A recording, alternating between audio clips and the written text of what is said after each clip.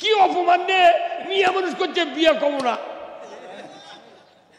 মানুষ খালি কস করতে বান্ডিলেছে বিয়ে করলে। পাগলের বুদ্ধি। বিয়ের দুটা ফরজ কয়টা? বিয়ের দুটা ফরজ, একটা হলো মোহরানা 1 নাম্বার, 2 নম্বর ইজাব কবুল। খালি কবুল করছে পালসারের জন্যে, আর মোহরানা পরিশোধের কোনো চিন্তাই নেই। কি এই বাংলাদেশের মুন্সিরা বিয়ে করে বাঁচা পারবেন না, মিথ্যা কতক আমাকে বিয়ে করার লাগে। আরে এটি বসে থেকে করছে অমুকের ছেলে অমুক এত টাকা নগদ এত বাকি চাহিদা মাত্র দিতে বাধ্য থাকবে, এই অঙ্গীকারে তোমাকে শাদী করতে আসছে, তুমি তাকে স্বামিত্ব কবুল করো। কি চাপ দিচ্ছে? তাহলে শিক্ষিত একটা মেয়ে ম্যাট্রিক পাস 8 পাস হলেও তাই তো নগদ বাকি বোঝে না ভাই। তাহলে ওই মেয়েটা তুই আজকে তখন তো কোয়া লাগবি লাইফ না আমি বাকি কবুল করবো না। তাহলে ওই ওর মাথা ঘুরে গেল নি, বাড়িতে জমি কাহি গেলে যে টাকা নেই কথা কর। কিন্তু মেয়ের কোনো দোষ নাই, মেয়ের বাপের দোষ। যারা মেয়ে 18 বছর পারলো অত বিয়ের সময় একটা ছেলের হাতত বাকি দিল, ই বড় বাটপার। কথা কোন না এতক্ষণকে বুঝলেন? যে মেয়ে বাকি বিয়ে দিল 3 লাখ টাকার মোহরানা বান্ধিছে, বান্ধার পর মাত্র 20,000 টাকার 1000 টাকার একটা লাখের ফুল, স্যান্ডেল, পেটিকোট, একটা 2-3টে কাপড়, এই দিয়ে ব্লাউজ দিয়ে 20,000 টাকা নিচ্ছে। 20,000 নগদ আর 2,80,000 টাকা বাকি। এই বাকি ওই শুনে মেয়েটা শুনে ওই কবুল করছে। ওর সাহস কি? এই কথা বল না। আর এই মেয়ের বাপ যায় ই আরো পাগল। এই মেয়ের বাপ যদি কুরবানি হাটে গরু লিয়া যায়, রাজশাহী সিটি হাটে কিংবা পুঠিয়ার হাটে, 1.5 লাখ টাকা গরুর দাম, 50,000 টাকা দেয় গরু লিবি, 1.5 লাখ টাকা দাম মিটে 50,000 দিছে। আর করছে ভাই তুমি সাবে দাও, সাবানের পর করছে 1 লাখ টাকা যেদিন দরকার সেই দিন আমার বাড়ির থেকে নিয়ে আসবে। কেন ওই মেয়ের বাপ ওই গরু বাকি দিবি, ভেড়ার খাসি বাকি দিবি, বকরির খাসি। তুই গরু বাকি দিস না, ভেড়ার খাসি বকরি খাসি বাকি দিস না। তুই আমার একটা 18 বছর একটা সোনার টুকরা জান্নাতি নিয়ামত হোক কালো, তাও হাত পা বেলানের লাগানো ছিল, যৌবনের লাবণ্য দিয়ে ভরা জান্নাতি নিয়ামত, যে স্বামী স্ত্রীর দিক তাকায় চোখে শান্তির প্রশান্তি পায়, ধরে বলুন ঠিক কিনা? সেই মেয়ে একটি বাকি দিল। এই কথা বল না, বাপক কে অধিকার দিত বিটিক বাকি দেওয়া? আবার বাকি দিতে বাংলাদেশে এমন সিস্টেম চালু আছে, কেউ কেউ কয় না বাকি বলে থোয়া লাগে হুজুর। কি মিশা কথা কয় বিয়ে পড়াচ্ছে। এগুলো বিয়ে পড়ালে ওই মুন্সিরও না দাঁত নেই। ঘুম পাড়ি ঘুম পাড়ি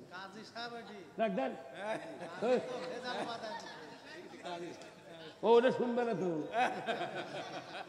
আগেই যা বসে থাকে ওই ইয়ে নিয়ে, ওই দপ্তর নিয়ে বসে থাকে। কথা কন না কে? যে দিক টাকা বেশি দিবি তারই পক্ষে খালি কথা লিখবি।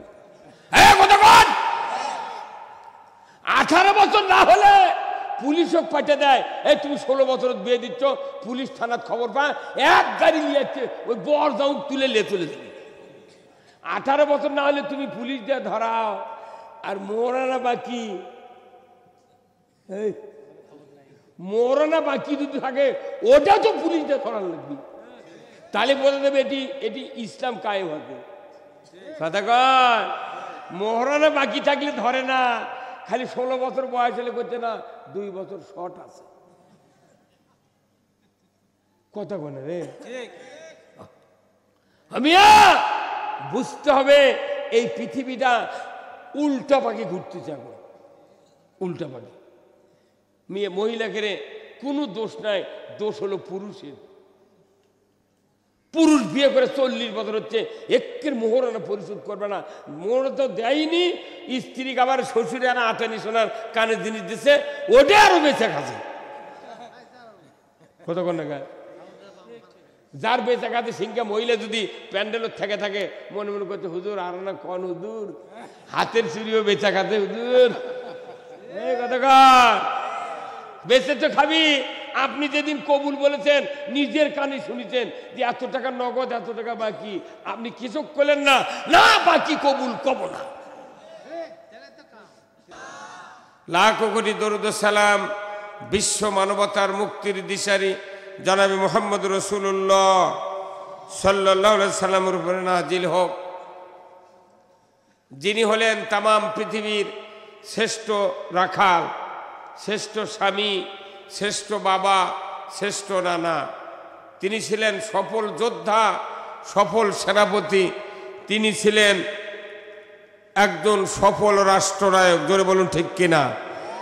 তিনি কি ছিলেন? সফল রাষ্ট্রনায়ক। বলুন ঠিক কিনা? আরো জোরে বলুন ঠিক। কথা বলতে হবে ভাই, রাত 12টা প্রায় বাজবে। আল্লাহ রসুলের নেতৃত্ব আমাদেরকে মেনে নিতে হবে।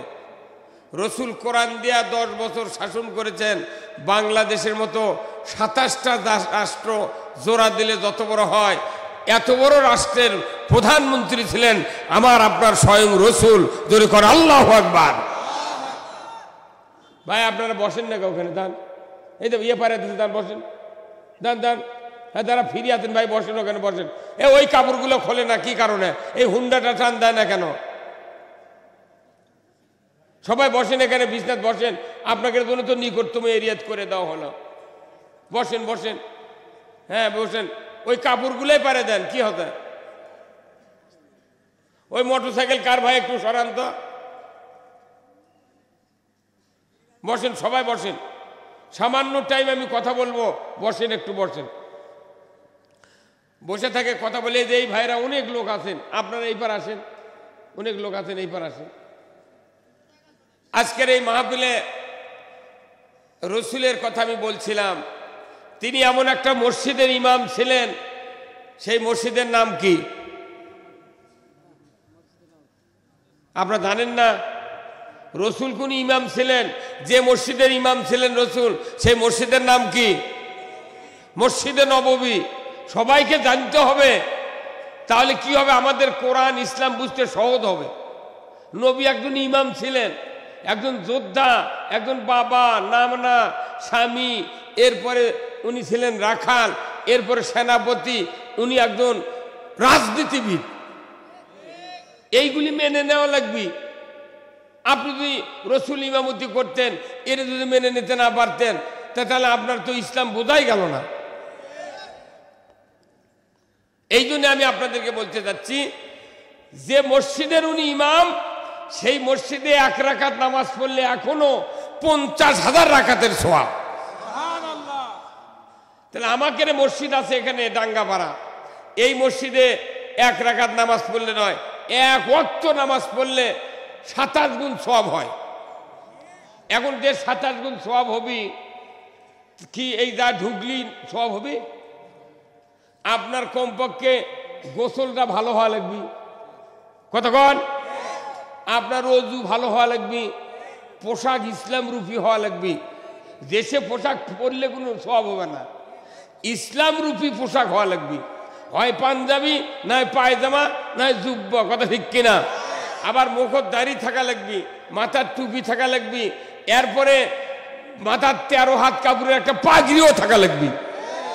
এরপরে মসজিদে ঢোকার সময় সামনের ডান পাও আগে দেওয়া লাগবে, বাম পাও পরে, আবার দোয়া পড়া লাগবে। এরপরে জায়নামাজের দোয়া, সানা, তাকবীরে তাহরিমা পড়ার পর আবার সূরা ফাতিহা, আবার আউযুবিল্লাহ বিসমিল্লাহ পড়ে কিরাত বলা লাগবে। এইভাবে 2 রাকাত নামাজ ফজরের পড়লে 27 গুণ সওয়াব হতে কতক্ষণ পারে। কিন্তু শুক্রবারে যারা আমরা যাই, 16 আনা মুসল্লির ভেতরে 10 আনা মানুষ খালি শুক্রবারে নামাজ পড়ে। 34 ওয়াক্ত নামাজ কাজা করে যারা 1 ওয়াক্ত পড়ে, এর করে 27 গুণ সওয়াব আল্লাহর টাকা পড়তে দেওয়ার। হ্যাঁ কতক্ষণ? আবার যতগুলো মানুষ আমরা এই বাংলাদেশে নামাজ পড়ি, এমন কোনো গ্রাম নাই যে ভাই ওখানে কি হয়, ভাই ওখানে কি হচ্ছে। কে সমস্যা?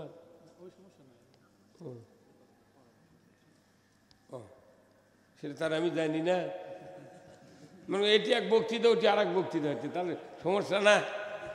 হ্যাঁ, এলোমেলো ভাব। আমি বলছিলাম যে এটা তো গেল না আমাদের সওয়াব, কিন্তু আমার দেশের মসজিদে প্রত্যেক গ্রামে গ্রামে বলুন তো সুদের অর্থনীতি চলে কি চলে না? একবারে কিস্তির টাকা দিয়ে এমন কোন গ্রাম নাই যে 14.5 আনা লোক কিস্তির টাকা না আনেছে। আবার কিস্তির টাকা নিল পুরুষ হোক দিলে তাও একটা কথা হয়, পুরুষের স্ত্রী দিতে কথা কন। তাহলে এই যে বিজিগিচ্ছি কাজ, এরপরে কি 27 গুণ সওয়াব হবে? আবার মসজিদও লেখা থাকে এই মসজিদের দুনিয়াবি কথা বলা নিষেধ, তারপরে কি সওয়াব হবে? অথচ রসুলের মসজিদে কেন 1 রাকাতের বিনিময়ে 50,000 রাকাতের সওয়াব? এর কারণ হলো যে রসুলুল্লাহ নিজে রাষ্ট্রপতি ছিলেন, উনি মসজিদের ইমাম, উনি একদিকে নবী রসুল, উনি ইমাম, সেনাপতি ইমাম, সরকার ইমাম, কথা ঠিক কিনা? উনি আবার এই কোরআন দিয়ে মসজিদের মিম্বরত বসে থেকে নামাজ কায়েম করছেন, যাকাত চালু করছেন, সুদ বন্ধ করেছেন, পর্দা ফরজ করেছেন, চুরি বন্ধ করেছেন, লটারি বন্ধ করেছেন, মদ জুয়া বন্ধ করেছেন, কথা ঠিক কিনা? তাহলে বোঝা যায় মসজিদে নববী খালি নামাজের জায়গা ছিল না, ওটা একটা সংসদ ভবন ছিল। এই ভাই কথা কন না আপনারা, কি ছিল? যে মসজিদের সংসদ ভবন, ওই মসজিদে এখনো 1 রাকাত নামাজ পড়লে 50,000 রাকাতের সওয়াব। আর আপনার আমার মসজিদে লেখা থাকে দুনিয়াবি কথা বলা নিষেধ, আর রসুল মসজিদের থেকে দুনিয়া চালাছে, কথা কন আমারে। হ্যাঁ, একবারে কোয়ালিটি ঠিক, একে একে কইলে মার খাওয়ার বুদ্ধি, কথা ঠিক কিনা? যা বলবেন একসাথে বলতে হবে। তাহলে রসুলের যে মসজিদ ওটা ছিল সংসদ ভবন। আমাদের দেশের মসজিদগুলার যারা ড্রাইভার, মোতাল্লি, কমিটির লোক, এরাও ইমামক চাপ দেয়, খবরদার রাজনীতি কথা কবে না, দেখে শুনে কথা কবে। হ্যাঁ, তাহলে বোঝা যাচ্ছে রসুলের আদলে এই মসজিদ এখনো তৈয়ার হয়নি। তো এটা আমাদের দোষ। অথচ রাজশাহী কৃষি উন্নয়ন ব্যাংক আছে হেড অফিস, ওখান থেকে যদি কেউ লোন নেয় শতকরা 7.5 থেকে 15 টাকা সুদের হার। আবার পুটিয়া যে কৃষি ব্যাংক আছে ওখানকার ব্রাঞ্চ, এখান থেকেও লোন নিলে ওই 7.5 থেকে 15 টাকার সুদের হার। একই ব্যাংক, ওটা মূল ব্যাংক, এটা শাখা, সুদের হার এক। তাহলে ওখানে 50,000 রাকাতের সওয়াব, এটি সওয়াব নাই কেন? ওই জন্যই কথা কর। এই দিয়ে আমরা ইমামতি করেছি ল্যাপসাপ দিয়া, আল্লাহুম্মা আমিন। আমার ইমাম সাহেব মরিতে পারবে আল্লাহু আকবার। রসুল যে মসজিদে নামাজ আদায় করেছেন, মসজিদে নববীতে নাক আর কপালে পানি দিয়া কাদা বালি মাটি রসুলের কপালে নাকে ভরে করছিল, কথা ঠিক কিনা? আর আমাদের মসজিদগুলার মাঝে 16-12 টাইলস দিতে দিতে আবার এসে 24 প্যাট ভরিচ্ছে না, একবারে দেওয়া লাগবে 48, পুরা যায় নামাজ। ওয়ালত প্লাস্টার নেয়, আবার ওয়ালত টাইলস। মেম্বার বানাইতেছে মসজিদ কমিটি ইন্টি করির কার্ড দিয়ে 1,20,000 95,000 টাকার একটা মেম্বার। ইমাম বসে আছে মনে হয় সম্রাট আকবর, কিন্তু মুসল্লি মোট সুদের টাকা লেছে। হ্যাঁ কথা বল।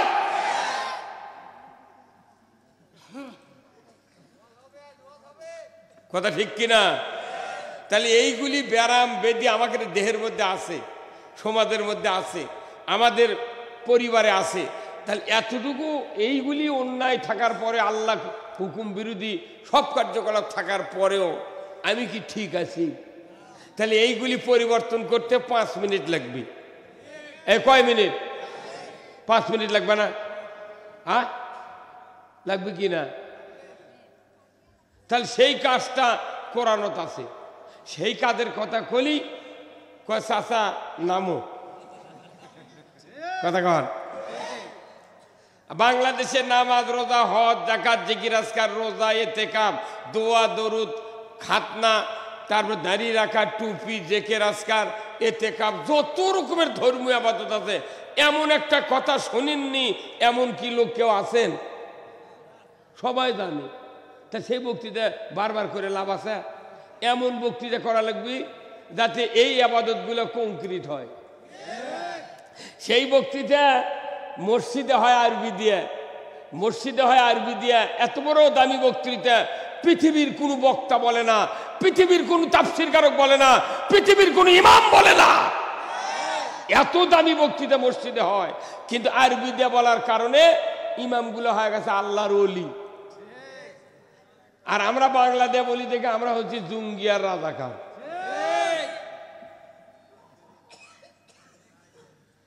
তাহলে খুতবাত কি হচ্ছে? খুতবার সানি, খুতবাতুল হাকামের সানি খুতবাত পড়া হয়। দুটা হলো রসুলের বক্তব্য আর একটা হলো আল্লাহর বক্তব্য। তো রসুলের দুটা বক্তব্যের 1 নম্বর বক্তব্য হলো খয়রুল কুরুনি কারনি, যে আমার যুগ সারা যুগ। কে বলেছেন? রসুল বলেছেন। জোরগণ কে বলেছেন? কথা বললে কি আপনি বুঝতে পারবেন কথা, তাতে কাল যা করে উল্টো পাল্টা যুক্তিবাদী কয়া গেছে। হ্যাঁ, আপনার কথা কন না কি কারণে? যে লোক আল্লাহ রসুলের কথা শুনে মুখ দিয়ে সাপোর্ট দিল না, কিয়ামতের দিন ভিডিও আল্লাহ দেখাবি, আল্লাহ বলবি তোমাকে বুঝানোর এত চেষ্টা করলো তুমি মুখ খোলো নি গা। হ্যাঁ মুরব্বী, আপনি মুখ দিয়ে একবার ঠিক করেন গা। আপনি এগুলো করে দেশ সাহাবারা জীবন দিছে, আর এখানে প্যান্ডেলের মধ্যে ঠিক কবি তাই গাঁত কাপ ধরেছে। এমনি তো খুবই করবানেন, অমুক নেতার চরিত্র ফুলের মতো পবিত্র, নামাজ পড়ে না একক, গাঁজা খায় 6 উক্ত। এইরকম নেতা কি রসুল? রসুলের নেতৃত্ব মেনে নিতে হবে। কোরআন হাদিস পড়ে আমরা যা বুঝেছি, 2টা বিষয় যদি মানুষ না মানে আল্লাহর জান্নাতে যেতে পারবো না। 1 নম্বর হলো না শুনে ঠিক করলেন গা। কি কোন তো কি?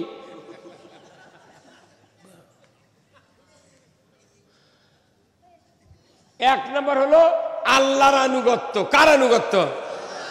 বলতে হবে কার আনুগত্য? আল্লাহ। এই তো এইভাবে বক্তৃতা মুখস্থ করা লাগবে। আল্লাহর আনুগত্য, এটা 1 নম্বর বিষয়। 2 নম্বর হলো রসুলের নেতৃত্ব। আল্লাহর আনুগত্য, রসুলের নেতৃত্ব মানা ছাড়া একটা লোক জান্নাতে যাব না। যত তোরের নেতা হোক, যত তোরের পীর হোক, যত তোরের বক্তা হোক, যুক্তিবাদী হোক, আর আল্লামা হোক, আর সাইকুল হাদিস হোক, যত বড় হাজি হোক, নেতা হোক, একটা লোক জান্নাতে যেতে পারবো না। জান্নাতে যেতে গেলে আল্লাহর আনুগত্য, রাসূলের নেতৃত্ব মেনে নিতেই হবে। এইগুলি বাদ দিয়ে অন্য ধান্দা করতেছি, জান্নাতের নাম শোনা যাবি, চোখ আর চোখে পড়বে না। এই জন্য আমি আপনাদেরকে বলছিলাম যে আল্লাহর আনুগত্য, রসুলের নেতৃত্ব সবচেয়ে জরুরি। হাজার হাজার বক্তৃতা দিয়ে লাভ কি? আজকে বেল ডুবিছে কখন? 6:30টায়। 11টার সময় আমি শুরু করলাম বক্তৃতা। আরো কতক্ষণ আপনারা থাকবেন কন্ত? তাহলে সেই পরিমাণের একটা কথা বিস্তার করে নেব। মরদ সারা রাত থাকিচ্ছে। 6 মাসে ফজরের ওযু করনি, 6 মাসে ফজরের ওযু করনি, আর ও করছে সারা রাত শুনবো। কি বাংলাদেশে এমনও মুয়াজ্জিন আছে 10 বছরের মসজিদে আযান দেয়, গ্রামের মানুষ আযান শুনে মসজিদত আসে, মুয়াজ্জিনের বেটারা জুম্মাত যায় না। কথা ঠিক? মেলা বক্তা আছে তাকে বেটা গাঁজা খায়। কয়টা নেবেন প্রমাণ? মানুষ জন্ম নিলি মানুষ হওয়া যায় না, মানুষ হতে গেলে কোরআনের জ্ঞান অর্জন করতে হয়। আপনারা যারা বসে আছেন স্কুল কলেজে পড়ার দরকার নেই, আর সুযোগ আছে, বয়স আছে, আর অনেক ভর্তি হতে পারবেন। এখন এই মাহফিলে বসে দীর্ঘক্ষণ কষ্ট দিয়ে আপনাদের বক্তৃতা শুনেন হচ্ছে, কিন্তু যে বক্তৃতা দিয়ে কাজ হবে সেই বক্তৃতা ময়দানে ধরছে না। কতক্ষণ না? আচ্ছা কোন তো কেউ যদি লাখের ফুল বানাবে চায়, তাহলে কামারের কাছে গেলে ফুল বানিয়ে দিতে পারবি? কামারের কাছে কি সেই সিমটা, সেই হাতুর আছে? কতক্ষণ না? লাখের ফুল বানাবে গেলে কার কাছে যাওয়া লাগবে? সোনারের কাছে। ওর কাছে ছোট হাতুর আছে, গ্যাস পাইপ আছে, গ্যাসের থেকে ফোঁ দিয়ে আগুন তেরে করে নিয়ে যায়। হ্যাঁ কথা কর। ওর কাছে যে হালকা জিনিস আছে, হালকা জিনিস বানানোর জন্য সব পার্টস আছে, কিন্তু সোনার জিনিস নিয়ে যা, যেরকম কামারুর থেকে লাকির ফুল পাওয়া যায় না, আবার সোনার কাছে যা গাছ লাগানে বাটাল বানিয়ে নেওয়া যায় না। যাই যে কাজ করে সেই কাজের লোক তৈরি করা লাগবে। এখন আমরা চাচ্ছি সমাজে শান্তি, সমাজে নামাজ কায়েম হোক, জাকাত চালু হোক, সুদ হারাম হোক, চুরি বন্ধ হোক। এই কথাগুলো কি মসজিদে বক্তৃতা দিয়া আর মাহফিলের বক্তৃতা দিয়া পারবেন? পারবেন কি? এই বাংলাদেশে 18 কোটি 20 কোটি লোক আছে, মাত্র 300 জন লোক যদি খালি ভালো বানান যায়, বাংলাদেশে একদিনে জান্নাত। সেটা পারিচ্ছি না। ভোটের দিনে টাকা খায়া 4টার সময় করছে, চাচা এখনো কালি ভরায়নি, তুই আরো হাফ কেজি খাবি। হ্যাঁ কতক্ষণ? আল্লাহ নবীর সাহাবীরা টাকা দিয়ে যদি যুদ্ধ করলেন, যে টাকা দিলে যুদ্ধের দামো, না দিলে না দামো, তাহলে এটি ধুতি পরে থাকা লাগলেন। এই জন্যে আমি আপনাদেরকে বলবো, আমি যতক্ষণ কথা বলবো আমার সাথে একটু ফিডব্যাক, রিপ্লাই দিতে হবে, তাহলে আমি বুঝবো আপনারা সচ্চার মানুষ, ইমানদার মানুষ। কোরআন বলে আমি শান্তি পাবো। যেরকম আল্লাহু আকবার। কেমন আছেন আপনারা? আসি ভাই, আলহামদুলিল্লাহ। রাত্রি অনেক হয়ে গেছে, তাই না? অনেক রাত। ওরে সর্বনাশ, 11:49 বাজে। এখন কেমন ঘড়ি তাড়াতাড়ি ঘড়ি, কিন্তু রোজা থেকে ইফতারের আগে কেমন টাইম যায় না। কতক্ষণ? 5 মিনিটই যায় না। কি কথা কি? আর এখন খালি মরমর করে চলে যাচ্ছে। আমি আপনাদেরকে খুব দ্রুত গতিতে আস্তে আস্তে কথা বলবো, শুনতে তো রাজি আছেন? এর আগে একটাবার একটা স্লোগান দেওয়া লাগবে। আপনাকে পরীক্ষা করব যে ব্যারাম কি, কতক্ষণ, ব্যাধিটা কি। এই ব্যাধি পরীক্ষা আপনাকে মুখ দিয়ে করতে হবে। ডায়াগনস্টিক সেন্টারে যন্ত্র দিয়ে পরীক্ষা হয় মানুষের বডি, প্রস্রাব, পায়খানা, রক্ত, কথা ঠিক কিনা, ব্লাড, এগুলো পরীক্ষা যন্ত্র দিয়ে, কিন্তু ইমানের পরীক্ষা হয় মুখ দিয়ে। আমি একটা পরীক্ষা করবো, দেখি ফেল করেন না পাস করেন। জোরে গলা খাকার দেন। লিল্লাহে তাকবীর, নারাই তাকবীর, নারাই তাকবীর। আল কোরআনের আলো, আল কোরআনের আলো, কোরআন হাদিস যেখানে, আলিম উলামা যেখানে, দুনিয়ার মুসলিম, বাংলার মুসলিম, নাটোরের মুসলিম, রাজশাহীর মুসলিম, ডাঙ্গাপাড়ার মুসলিম, লিল্লাহে তাকবীর। আমার নেতা, তোমার নেতা, বিশ্বনবী মুস্তাফা, লিল্লাহে তাকবীর। শরীর পাতলা হয়ে গেল। আসুন, ঘুম টুম ছেড়ে গেল না? এখন খুব নির্বিঘ্নে কথা শুনবেন। তাহলে যাই যে জিনিস বানায় সেই জিনিসের কাছে সেই জিনিস বানাতে যেতে হবে। এখন আমাকে রোগ দিয়া মসজিদে ইমামতি চলে, কথা বলেন, মুফাসসির রোগ দিয়া বক্তৃতা চলে, কথা কন না। আচ্ছা, ভ্যানের ড্রাইভার নিয়ে যদি মাইক্রোত বসানো হয় চলবি, মাইক্রো ড্রাইভার প্লেনত দিলে চলবি, প্লেনের ড্রাইভার দাদু রেলগাড়ি চালাবে কই পারবি। তাহলে প্রত্যেকটা জায়গার এক একজনকে যোগ্যতা কে দিয়েছেন? আল্লাহ। এই যোগ্যতা অনুযায়ী ব্যবস্থা দিতে হবে। এখন এই যোগ্যতা কার?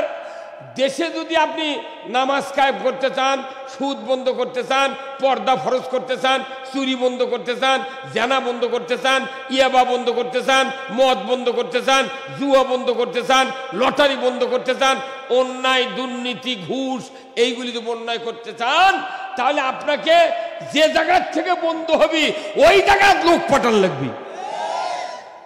আর ওই জায়গা সেই লোক না পাঠে মসজিদের মধ্যে ইতিকাফ করেছেন, জিকির করেছেন, দোয়া করেছেন, সারানা লাভ নাই। কি হুজুর জোরে কোন আপনি কথা, আপনি কি করেন? কোথায় কথা ঠিক কিনা? তাহলে আমাকে রে যে লোক যেখানে দিলে কাজ হবে সেই লোক সেখানে দিতে হবে। যদি তা না দিই, রসুলের মতো নবীকে যদি মদিনার প্রেসিডেন্ট আল্লাহ না বানাতেন, মদিনায় ইসলাম কায়েম হতো না। মক্কাতে তো আবু জেহেলের যোগ্যতা বেশি আসছিল, বয়সও বেশি, ধনীও বেশি, কিন্তু মক্কাতে আবু জেহেলের দিয়ে কাজ হয়নি। কতক্ষণ এই ভাই কি হতো? ভাই কি হতো?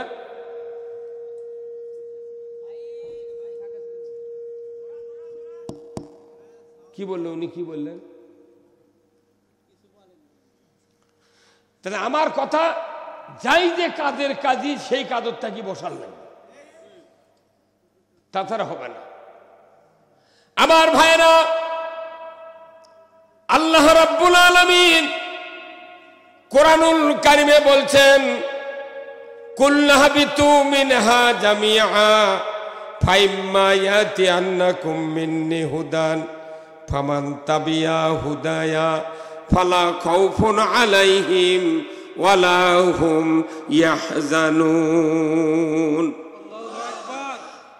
আমার আল্লাহ বলেছেন, আদম বংশধর পৃথিবীর জমিনে নেমে যাও, মিন্নি হুদান, আমার তরফ থেকে যে হাদায়াত বানিয়ে যাবে, ফামান তাবিয়া, যদি এতাত করতে পারো, ফালা খাউফুন, তোমাদের জন্য কোনো ভয় নাই, ওয়ালা হুম ইয়াহজানুন, তোমাদের জন্য কোনো দুশ্চিন্তার কারণ নাই। কোরআন মানলে ভয় নাই, চিন্তা নাই। কার কথা? কার কথা? বিশ্বাস হয়? তাহলে নামাজ কয়জন পড়ে? বাংলাদেশে এত বক্তৃতা, নামাজি বেশি না বেনামাজি বেশি? তাহলে এগুলা বক্তৃতা করে কি হলো? বাংলাদেশে প্রতি বছর 5 কোটি মাহফিল হয়, এইবার কমপক্ষে 10 কোটি মাহফিল হবে। এইবার ফকির নিয়েও শুধু সভা করছে, কোনো অনুমতি লাগে না। আর এই 16 বছর অনুমতি নিয়েও সভা করা যায়নি। 2 গ্রুপ মারামারি কথা, ওসিক দেখ কথা, ওসি সাহেব যদি সভা হয় তাহলে ওটি মারামারি হবি, অত প্যান্ডেল ভেঙে দিল এসে। কতক্ষণ টাকা? তাহলে এইবার কমপক্ষে 10 কোটি মাহফিল হবি, ধরে নিলাম 5 কোটি আগের হিসাবে। তাহলে একটা সভার যদি 1 লোক ভালো হয়, তাহলে 5 কোটি কতজন ভালো হলো? 5 কোটি আসিচ্ছে পারে 5 কোটি কত হলো? তারপরে বছর 5, তারপরে বছর, তাহলে 20 মানুষ যে আছে ইমানদার 18 কোটি, 2 কোটি মুদির থেকে হলাত করা লাগবে। 4 বছরে বাংলাদেশের মোট মানুষ পীর সাহেব হওয়ার কথা, কিন্তু দেখা যায় বক্তার বেটা বেনামাজি, ইমামের বেটা ডবল বেনামাজি, মোতাল্লের বেটা রিডবল বেনামাজি, মুয়াজ্জিনের বেটা ট্রিপুল বেনামাজি, হাজির বেটা ওযুই জানে না। কতক্ষণ? তাহলে এই নামাজটাই নাই দেশত, অথচ বক্তৃতার তুফান। তাহলে আমরা যে বললাম আল্লাহর কোরআনের যারা আনুগত্য করবে তাদের ভয় নাই, চিন্তা নাই, এটা আমরা শুনলাম ঠিক, কিন্তু কাজে প্রমাণ করি না। এরপরে আমার আল্লাহ বলছেন, ওয়াল্লাযীনা কাফারু ওয়া কাযযাবু বিআয়াতিনা উলাইকা আসহাবুন নারি হুম ফিহা খালিদুন। যারা কোরআনের কথা অবিশ্বাস করবে, মিথ্যা মনে করবে, আমার আল্লাহ বলেছেন ওই ব্যক্তিকে কিয়ামতের ময়দানে জাহান্নামের আগুনের সাথী সঙ্গী হতে হবে। এই দুটো আয়াত যদি বাংলাদেশের ইমানদারেরা আমরা প্রাণ ভরে যদি বুঝতে পারতাম, দুটো আয়াতের নৈবেত্তিক প্রশ্ন হলো, 1 নম্বর প্রশ্ন হলো কোরআন মানলে জান্নাতি, আর না মানলে জাহান্নামী। কোরআন মানলে জান্নাতি কার কথা? এই কথার মধ্যে কোনো ভেজাল আছে? তাহলে এত বক্তৃতা 1500 বছর ধরছে, কোরআন তো মানতে পারি না। তাহলে বোঝা যাচ্ছে বক্তৃতার মনে বক্তৃতা থেকে যাচ্ছে, মানুষের জীবনের কোনো উন্নতি হয় না। আমার ভাইরা, আল্লাহ রাব্বুল আলামিনের এই হুকুমগুলি ওই সময় আমরা মানার জন্য তৎপর হব যখন আমাদের জীবনের পরিণতি হবে জাহান্নাম। আমরা যদি জাহান্নামে যাব যখন, ওই সময় মনে পড়বে কি করেছি আমি দুনিয়ার জীবনে, আল্লাহ আর একবার পাঠিয়ে দাও, এক ওয়াক্ত নামাজ কাজা করব। তখন কি আর আসা যাবে? এই জীবনটা, এই রুহুটা একবার ইউজ হবে। এই পৃথিবীতে কয়েকটা জিনিস, মাত্র 3টা জিনিস একবার করে ইউজ হবে, ব্যবহার হবে। 1 নাম্বার হলো মানুষের জীবন, 2 নাম্বার হলো খেজুরের গাছের যখন ঠিলা লাগায় ওখানে 2টা খুঁটা পড়তে, ধরে ঠিক কিনা? খেজুরের গাছের জিহ্বার উপরে 2টা খুঁটা পড়তে কিনা? ওই যার সাথে ঠিলার দড়ি প্যাঁচ দেয়, প্রতি বছর কি ওই খুঁটি বদলায় না ওই পুরানটা চলে? প্রতি বছর বদলায়। কারণ কি? ওটা 1 বছরে বর্ষা ভিজে নরম হয়ে গেছে, ঠিলা তখন রসে ভরে যাবি, ওই খুঁটা হয়তো ভাঙ্গা পড়েও যেতে পারে। আর হলো ওয়ান টাইম ইউজ গ্লাস। যারা হজ করে যায় মদিনার, এই গ্লাসগুলো মদিনাতে আগে আসছিল, একবার ডান হাত দিয়ে খায়া পানি পান করে ফেলে দিচ্ছিল। এখন এই ওয়ান টাইম ইউজ এখন বাংলাদেশে এসে গেছে বড়ি বড়ি। এই 3টা জিনিস সারা, এই 3টা জিনিস খালি একবার ইউজ হবি। এখন আপনার একবারে পাস করা লাগবে। এই পাস যদি না করা হয়, আমাদের জায়গা কোথায় হবে? জাহান্নামে। তাহলে এই পাস করার চিকিৎসা কোরআনে আছে না নাই? জোরে কোন আছে না নাই? তাহলে পাস করার 1 নম্বর চিকিৎসা আল্লাহ রসুল দিয়েছেন, ইয়া আইয়ুহান নাস কুলু লা ইলাহা ইল্লাল্লাহ তুফলিহুন। হে মানুষ সকল, তোমরা যদি মুক্তি পেতে চাও, কি কয় ভাই কথা, কে কয়? তোমরা যদি মুক্তি পেতে চাও, নাজাত পেতে চাও, তাহলে কালেমা পড়ে নাও, লা ইলাহা ইল্লাল্লাহু মুহাম্মাদুর রাসূলুল্লাহ সাল্লাল্লাহু আলাইহি সাল্লাম। কেউ যদি মুক্তি পেতে চায় তাহলে কালেমা পড়তে হবে। রসুল কেন খালি কালেমার কথা বললেন? আল্লাহর পক্ষ থেকে এই আয়াতটা নাযিল হয়েছে। কালেমা মানে কি? কোরআন এবং হাদিসে যত কথা আছে এরই মেমোরি কার্ড হলো কালেমা। কথা কোন টাকা? এই পুরো কোরআন হাদিস কালেমার ঢুকান আছে। কালেমা বুঝলো সেজন্য ইসলাম বুঝলো, কালেমা বুঝলো সেজন্য ইসলাম মানলো, যে ইসলাম মানলো সেজন্য জান্নাতে গেল। আল্লাহু আকবার। বাংলাদেশের মানুষ বিবাহ করার সময় যেভাবে কবুল বুঝি আমরা, আর যারা বিয়ে করেছি যেভাবে কবুল বুঝেছি, তার অর্ধেক চিন্তা নিয়ে যদি কালেমা বুঝতে পারতাম, আমার দেশে কোনো বক্তব্য দেওয়া লাগতো না। আপনি বিয়ে করে এনেছেন শ্বশুর বাড়ির থেকে, স্ত্রীকে বাড়িতে নিয়ে গেলেন, বাড়িতে নিয়ে যাওয়ার পর 3 দিন পর বলছেন, না সীমা, আমার মাথা ব্যথা হচ্ছে, আমি দুপুরবেলা দুলা ভাইয়ের বাসায় যাব, ভগ্নিপতির বাসায় যাব, আমার কাপড়টা ধুয়ে দাও আর তাড়াতাড়ি করে ভাত পাক করো।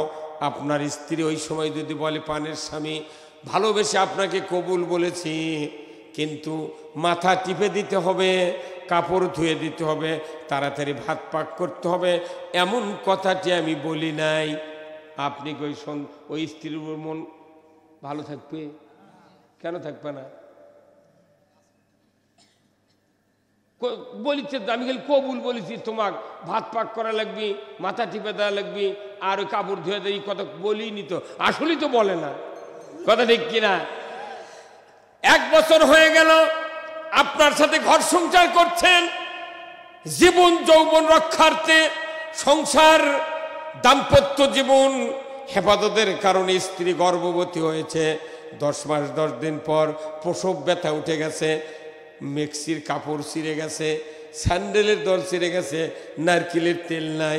আপনার স্ত্রী বলছে, পানের স্বামী, মনে হয় আমি নর্মালি প্রসব করতে পারবো না, দয়া করে আমাকে টাকা দিয়া সিজার করে সন্তানটা বের করেন, আমার মেক্সি ছিঁড়ে গেছে, নতুন মেক্সি বানায় দেন, স্যান্ডেল দল ছিঁড়ে গেছে, স্যান্ডেল দিয়ে দেন, নারকেলের তেল না দিলে মাথা ধরে, নারকেলের তেল 1 বোতল এনে দেন।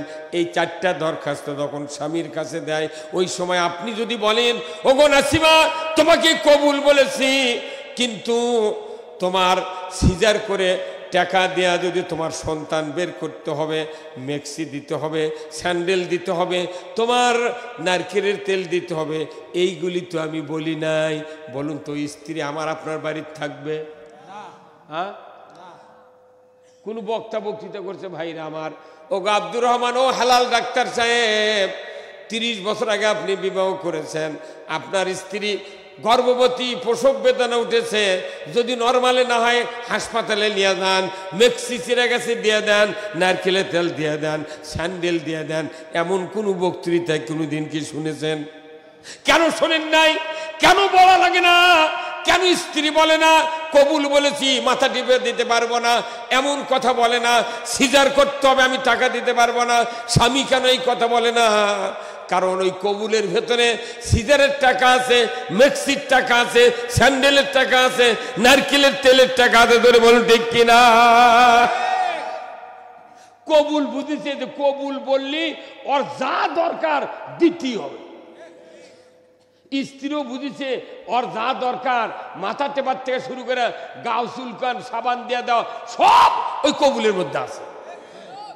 এটা বুঝে দেখে বক্তৃতা লাগে না। তা আপনি কালিমা পড়েছেন আজ 40 বছর আগে, তা আপনাকে আবার নামাজের কথা বলা লাগবে কে? হ্যাঁ, কতক্ষণ আপনি না ইমান আনছেন, আপনাকে আবার নামাজের কথা, রোজার কথা, আবার ওই সুদ বাদ দেওয়ার কথা বলা লাগবে কে? কার টাকা পড়তে মেক্সি দেওয়ার কথা কোয়া লাগে না। আপনি সদালিয়া সাহেব বইয়ের হাতে দেন, মা হোক দেন না, লোক করলে তো ভোগ দিয়ে করছে, নইমের মা এটা তুমি খাইও, আর মা হোক দেখাই না, মনে মনে করছে মাওদান দেখে না। কি বুদ্ধি! আল্লাহর ইজ্জতের কসম, বাংলাদেশের মানুষ যদি কবুলের মতো যদি কালিমা বুঝতাম, আমার দেশে এত বক্তব্য দেওয়া লাগতো না। কিন্তু কবুল বুঝে, কবুল করলে পালসার পাওয়া যায়, কবুল করলে বউ পাওয়া যায়। ইমান আনলে নামাজ না পড়লে জান্নাত পাওয়া যায় না। কোথায় নামাজ এক জিনিস, কবুল আর এক জিনিস। কি মিয়া, আমার আপনার যৌবন দাতাকে, চোখ দাতাকে, মাথার থেকে পা পর্যন্ত প্রায় 270 কোটি টাকার মালামাল আছে। এই মালের দেওয়ার মালিককে? একটা মানুষ কি একটা দাঁত বানাতে পারবে? একটা চোখের পাওয়ার দিতে পারবে? কান দিতে পারবে? হাত দিতে পারবে? কিচ্ছুই দিতে পারবে না। পৃথিবীর জমিনে যত নিয়ামত আছে আল্লাহ ছাড়া দেওয়ার মতো আর কেউ নাই। সে আল্লাহর আনুগত্য যদি কেউ করে, আমার আল্লাহ বলেছেন ফাদখুলি ফি ইবাদি ওয়াদখুলি জান্নাতি। কেউ যদি আল্লাহর ইবাদত করতে থাকে, ইবাদতের ভেতর যদি দাখিল হয়ে যায়, আমার আল্লাহ বলেছেন আমি আল্লাহ তাকে জান্নাতে ঢুকায়া দেব। তাহলে কোন কোন জায়গাতে ইবাদত করা লাগবে? কোন কোন জায়গা? কালিমা পড়লি আপনাকে নামাজ আদায় করতে হবে। 10 বছর থেকে নামাজ কায়েমের লাস্ট ডেট, এক্সপায়ারি ডেট হলো 10 বছর। বৃদ্ধ সুস্থ পর্যন্ত আপনাকে নামাজ কায়েম করতে হবে। কিন্তু নামাজ কায়েম বাংলাদেশে কি আছে? নামাজ কে কায়েম করবে? অনেক মানুষের ছেলে পেলে আছে, তারা এখনো 5 ওয়াক্ত নামাজ ধরেনি। 12 থেকে 32 বছর ব্যথা আছে, কিন্তু নামাজ পড়ে না। এই দেখ নামাজি কে বানাবে? কন্ত কে নামাজি বানাবে? এটা কোরআনে আছে। আমার আল্লাহ বলেছেন নামাজ কায়েম করবে সমাজে একটা মাত্র শক্তি, আর দুনিয়ার কেউ নামাজ কায়েম করতে পারবে না। নামাজের দাওয়াত দিতে পারবে, নামাজের বক্তৃতা করতে পারবে, কিন্তু সমাজে নামাজ কায়েমের জন্য একটা শক্তি যথেষ্ট। আল্লাহ তাআলা সূরা আল হজের 41 নম্বর আয়াতে বলেছেন আল্লাযীনা ইম্মাক্কান্নাহুম ফিল আরদ আকামুস সালাতা ওয়া আতাউজ যাকাতা ওয়া আমারু বিল মারুফ ওয়া নাহু আনিল মুনকার ওয়া লিল্লাহি আকিবাতুল উমুর। জোরে কন্না মারহাবা। আমার আল্লাহ বলেছেন, ও মুসলমান, যদি তুমি সরকার হও, প্রেসিডেন্ট হও, ক্ষমতায় যাও, তুমি যদি কোনো ভূখণ্ডের দায়িত্ব হাতে পাও, তাহলে তুমি 4টা আইন চালু করবে। 1 নাম্বার নামাজ কায়েম করবে, 2 নাম্বার যাকাত চালু করবে, 3 নাম্বার ন্যায়ের আদেশ করবে, 4th নাম্বার অন্যায়ের বারণ করবে। এই 4টা কাজ সরকার ছাড়া কেউ কায়েম করতে পারবে না। কার কথা? তাহলে এই সরকার কায়েম করার কথা নবী খুতবার মধ্যে প্রত্যেকটা মসজিদে শুক্রবারে সানি খুতবা দিনে আমরা পড়ে। আল্লাহর নবীর এই কথা প্রতি শুক্রবারে মসজিদে আরবি দেওয়া হয়, কিন্তু ইমামগুলি মুসল্লিদেরকে বুঝে না দেওয়ার কারণে আমরা এই কথাগুলোর উপর আমল করতে পারি না।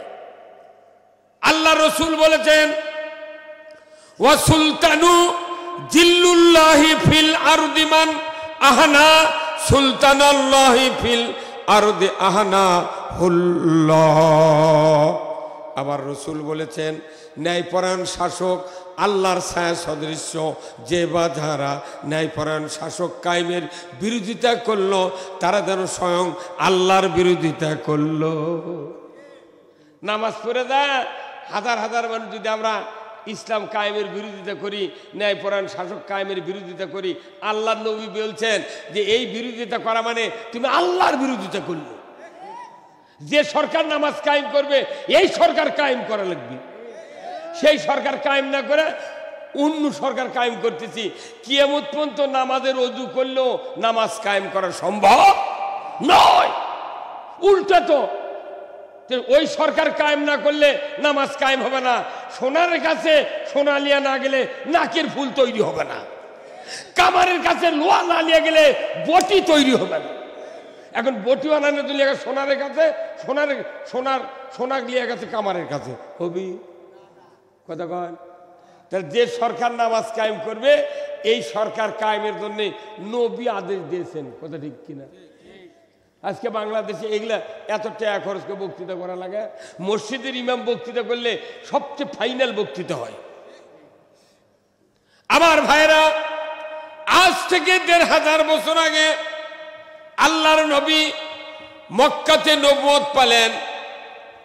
11.5 প্রায় 11 বছর, 11.5 বছর পর্যন্ত আল্লাহর নবী নবুয়ত পাওয়ার পর মক্কায় থাকলেন। হঠাৎ করে মক্কার কাফেরেরা সাহাবীদের উপর এত জুলুম নির্যাতন শুরু করলো, কাউকে মেরে ফেলে, কাউকে অত্যাচার করে বাড়িঘর থেকে বিতাড়িত করে।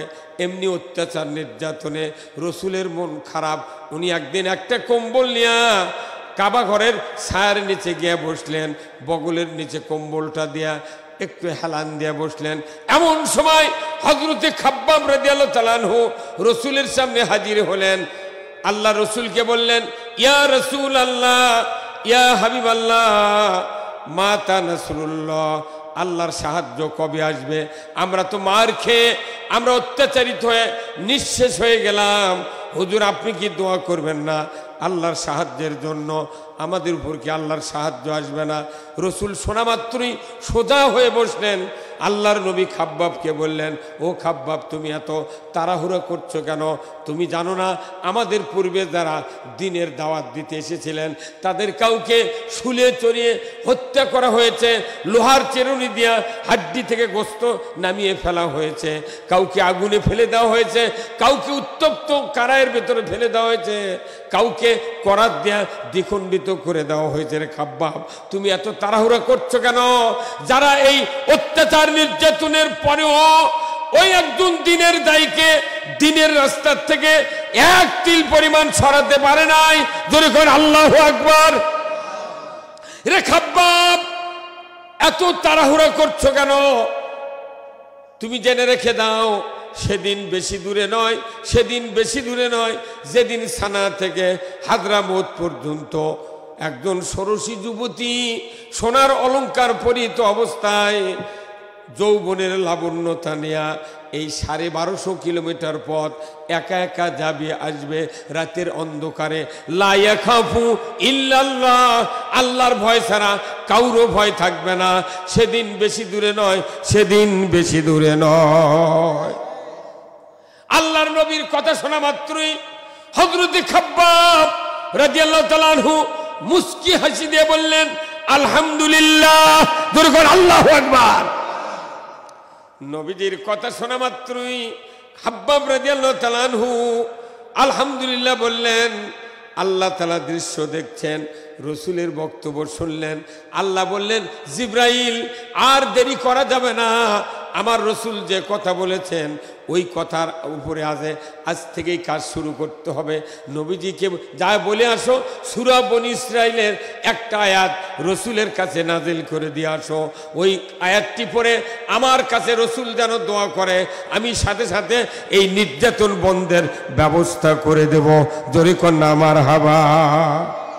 জিবরাইল সাল্লাম লৌহে মাহফুজ থেকে সূরা বনী ইসরাইলের একটা আয়াত নিয়ে এসে রসুলকে বললেন ইয়া রাসূলুল্লাহ, ইয়া হাবিবাল্লাহ, হুজুর আপনি এই কথাটা আল্লাহকে শুনায় দেন। ওয়াকুর রব্বি আদখিলনি মুদখালা সিদিকিও ওয়া খরাজনি মুখরাজা সিদিকিও ওয়া জাআলনি মিন লাদুনকা সুলতানান নাসিরা। আবার আল্লাহ বললেন যাও রে জিব্রাইল, রসুলকে বলে দাও হে রব, আমার কাছে যেন রসুল দোয়া করে, হে রব আমাদেরকে আপনি সত্যপন্থীদের দলভুক্ত করুন, আর আমাকে একটা ইসলামী রাষ্ট্র দেয়া সাহায্য করুন, না অন্য একটা রাষ্ট্র দেয়া সাহায্য করুন। আমার ভাইয়েরা, রসুল যখন এই কথা বললেন আল্লাহ দোয়া কবুল করলেন। পরবর্তীতে রসুলকে বলা হলো হুজুর আপনাকে আর বেশি দিন মক্কায় থাকতে হবে না, এখন হিজরতের জন্য প্রস্তুতি গ্রহণ করেন। জোরে কন্যা আল্লাহু আকবার। নবীজি মদিনায় গেলেন, কুবা পল্লীতে মসজিদ তৈরি করলেন, 3 দিন থাকলেন ওখানে। ইয়াসরিবে চলে গেলেন আল্লাহর নবীর আগমনের জন্য। মদিনার আনসার মুহাজির যুবক যুবতী নয়, শুধু যুবকেরা, মুহাজির আনসারেরা দাঁড়িয়ে গেল কাতারবন্দি হয়ে রসুলকে অভ্যর্থনা জানানোর জন্য। আল্লাহর নবী ইয়াসরিবে ঢুকলেন। সাহাবীরা বললেন, আনসার মুহাজিররা বললেন ইয়া রাসূলুল্লাহ, ইয়া হাবিবাল্লাহ, এই বিপদের মুহূর্তে আপনি আমাদের সামনে এসেছেন, আমাদের জীবনটা ধন্য। হুজুর গো, আপনি এই মদিনায় থাকবেন, আপনার জন্যে আমরা প্রহরী হিসেবে কাজ করব। দুনিয়ার কোনো পরাশক্তি যদি আপনাকে হত্যা করতে আসে, আক্রমণ করতে আসে, 1 ফোঁটা রক্ত থাকা পর্যন্ত আপনি রসুল নিরাপদে থাকবেন, আমরা শহীদ হয়ে যাব, তবু আপনার কাছে তাদেরকে পুষতে দেব না। হে রসুল আপনি নিশ্চিন্তে থাকেন। আল্লাহর নবী আনসার মুহাজিরদেরকে দের মুখে যখন এই কথা শুনলেন, রসুল এত সান্ত্বনা পেলেন। রে মদিনার কিশোরেরা, যুবকেরা, আমি যদি আগে জানতাম তোমরা আমাকে এত ভালোবাসবে, এত আদর করবে, তাহলে আমি তায়েফ নগরীতে যাইতাম না। এই যে দেখে আমার পিঠে ওই তাইফের 3 জন কাফের নেতা সাদ, মাসুদ, আব্দে আলী, যাদের নাম বুখারী শরীফে আছে, তারা যুবকদেরকে লেলিয়ে দিয়েছিল। রে তাইফের যুবকেরা, আব্দুল্লাহর বেটা মুহাম্মদ নতুন একটা ধর্ম নিয়ে দাওয়াতের জন্য তাইফের ময়দানে এসেছে, সে যেন জীবন নিয়ে মক্কাতে ফিরতে না পারে। এত পাথর মেরে মেরে আমার শরীরটা ক্ষত বিক্ষত করে দিয়েছিল রে মদিনার আনসারেরা। আমি যদি আগে জানতাম তোদের মদিনায় আসতাম, তাইফে যাইতাম না। আল্লাহর নবীর এই কথা শুনি মদিনার আনসারেরা, মুহাজিরা, তারা বলল ইয়া রাসূলুল্লাহ, ইয়া হাবিবাল্লাহ, হুজুর আপনার কাছে আমাদের 2টা ওয়াদা দিতে হবে। এই 2টা ওয়াদা আপনি দিবেন, আপনার জন্য আমরা দোয়া করব, খুশি হব। হুজুর আপনাকে আমরা সব সময় সাথে রাখবো। আল্লাহর নবী বললেন তোমরা কি 2টা ওয়াদা চাও? আল্লাহ রসুলকে বললেন। মদিনার আনসারেরা, যুবকেরা, কিশোরেরা বললে ইয়া রাসূলুল্লাহ আপনার বাড়ি বানান দরকার বসবাসের জন্য।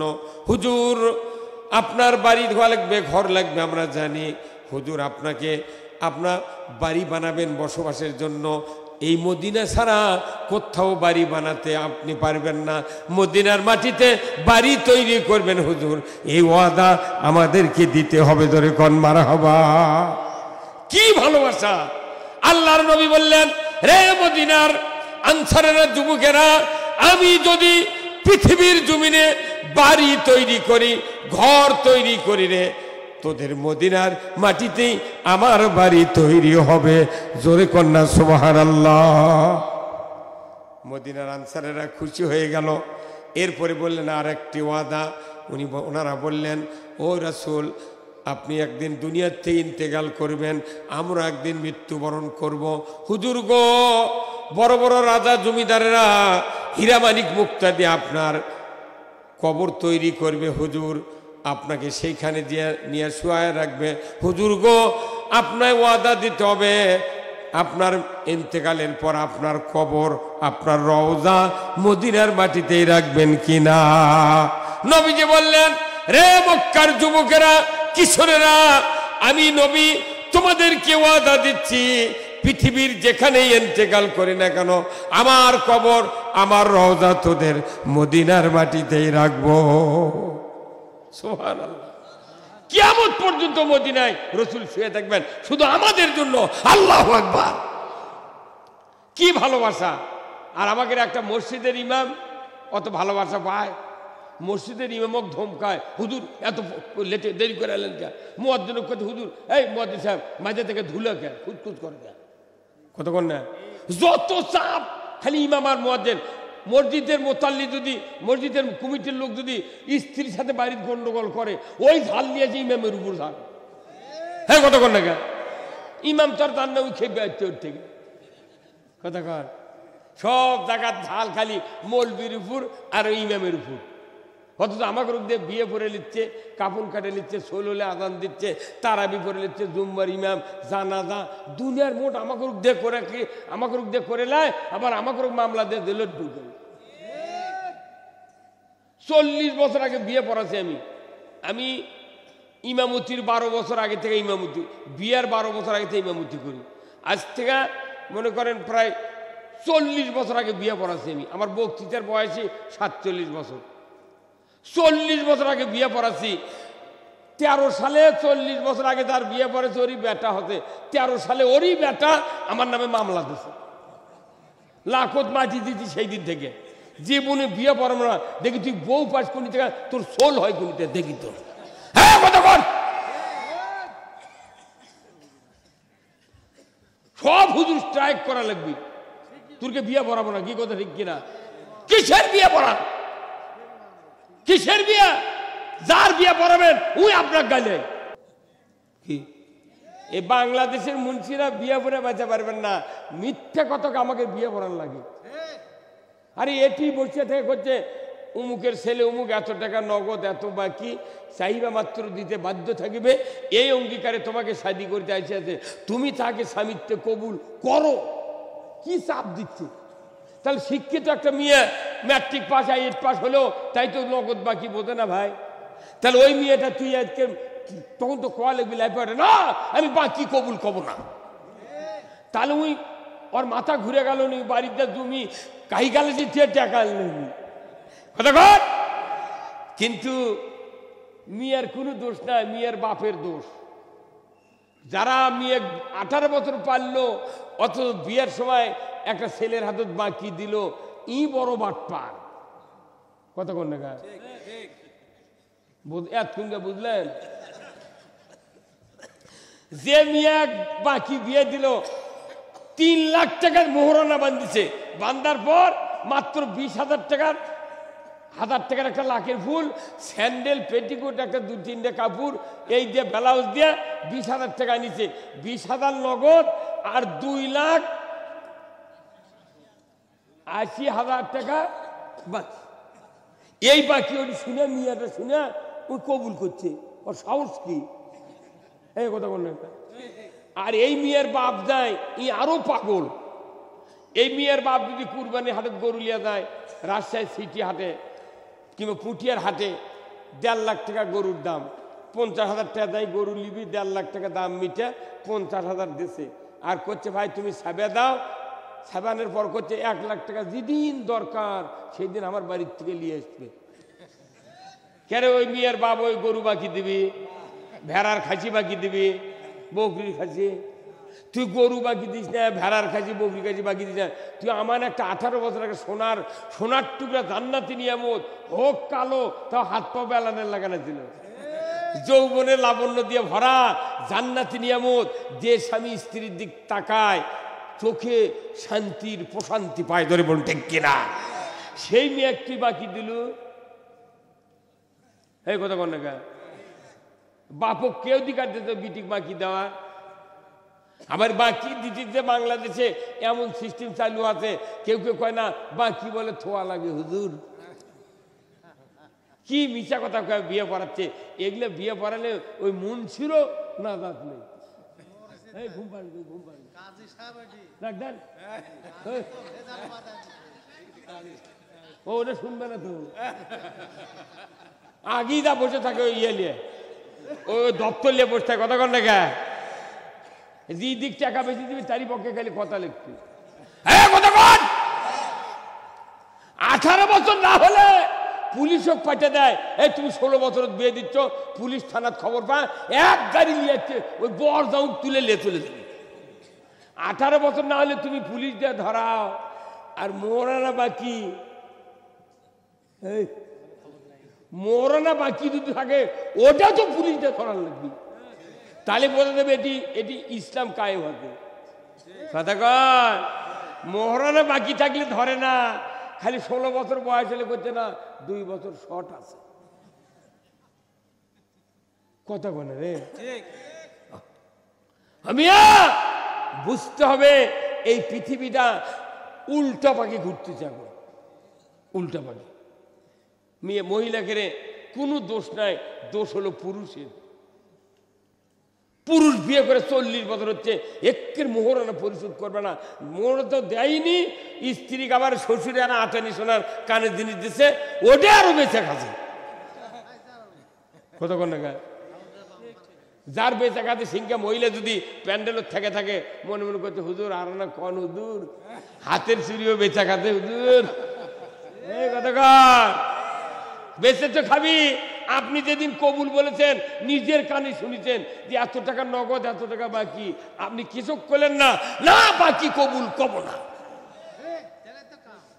তাহলে তো ওই পালসারও পায় না, ডুবে না, মোট বরদার চিনলে ওর হেরে দেওয়া লাগবে। কি অপমান নে, মেয়ে মানুষ করছে বিয়ে কব না, মানুষ খালি কষ্ট করতে বান্ডিলেছে বিয়ে করলে। পাগলের বুদ্ধি। বিয়ের 2টা ফরজ কয়টা? বিয়ের 2টা ফরজ, একটা হলো মোহরানা 1 নাম্বার, 2 নম্বরে ইজাব কবুল। খালি কবুল করছে পালসারের জন্যে, আর মোহরানা পরিশোধের কোনো চিন্তাই নেই। প্রত্যেকটা নারী এবং পুরুষের এই মোহরানা পরস্পর ভাবে পরিশোধ যদি সম্পদের মাধ্যমে না করে, এই নারী আর এই পুরুষকে কিয়ামতের দিন জানাকারের কাতারে উঠত। আমরা কোন চিকিৎসা দেবো? এই পুরো ব্যাধির একটাই চিকিৎসা, সেটা অ্যান্টিবায়োটিক ট্যাবলেট। জোরে কোন কি ট্যাবলেট? Antibiotic tablet. আমার আল্লাহ কোরআনুল কারীম বলছেন, ওয়ামাইয়াবতাগি গায়রাল ইসলামি দীনান ফালাইয়ুকবালা মিনহু ওয়া হুয়া ফিল আখিরাতি মিনাল খাসিরিন। ইসলাম ছাড়া অন্য কোন জীবন ব্যবস্থা যদি তোমরা গ্রহণ করো, মানব রচিত জীবন ব্যবস্থা যদি গ্রহণ করো, ইসলামকে যদি বাদ দিয়ে দাও, ইসলামকে না মেনে অন্য জীবন ব্যবস্থা মেনে যদি সন্তুষ্ট চিত্তে তারই আন্ডারে আমি আল্লাহ আমার ইবাদত বন্দেগী করো, আমি আল্লাহ বলছি ইউকুবালা মিনহু, তোমাদের নিকট থেকে আমি একটাও কবুল করব না। জোরে বলুন না নাউযুবিল্লাহ। তাহলে ইসলাম ছাড়া কোন ইবাদত কবুল করবে না, একথা বললেন কে? তাহলে আমাদের কি ইসলাম মানার দরকার আছে না নাই? কিন্তু ইসলাম কি আমরা বুঝতে পারছি না। আমাদেরকে যদি বলা হয় ভাই ইসলাম অর্থ কি, সবাই বলে শান্তি শান্তি, কিন্তু ইসলাম মানে শান্তি নয়। ইসলাম অর্থ হলো code of life. Islam is the complete code of life. জীবন চলার জন্য যত ব্যবস্থা আছে এইগুলির নাম হলো ইসলাম। আর ইসলাম যদি সমাজে থাকে তাহলে শান্তি থাকবে, ইসলাম যদি না থাকে শান্তি থাকবে না। জোরে বলুন ঠিক কিনা? আমার দেশে 17 বছরে 54 বছরে 17টা প্রধানমন্ত্রী গেল। এই বাংলাদেশে কোনোদিন সুদ হারাম করলো না, পর্দা ফরজ করলো না, নামাজ কায়েম করলো না, যাকাত চালু করলো না, সুদ হারাম করলো না, মদ বন্ধ করলো না, জুয়া বন্ধ করলো না, লটারি বন্ধ করলো না। যাই ক্ষমতা যায় তাই এইগুলির বিচি বুনে বুনে ফেলে দেয়।